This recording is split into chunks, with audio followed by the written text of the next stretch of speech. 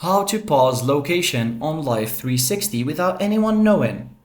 Need to pause your location on Life360 without alerting anyone. In this quick video, I show you a few simple tricks to stop sharing your location while keeping it discreet. So let's get started.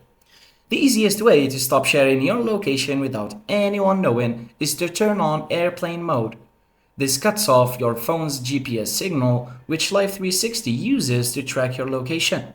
So on your phone, swipe down to open the control center and tap the airplane icon. Just keep in mind that this will also stop all internet services like Wi-Fi and mobile data, so you won't receive any notifications or messages while it's on. Another method is to disable location services specifically for Life360. On your phone, go to Settings, scroll down to Privacy, then tap Location Services. Find Life360 in the list and select Never or Ask Next Time, and this will stop the app from accessing your location while still allowing other apps to function normally. Be sure to switch it back on when you're ready to resume sharing. If you want to take it a step further, you can use a GPS spoofing app to fake your location.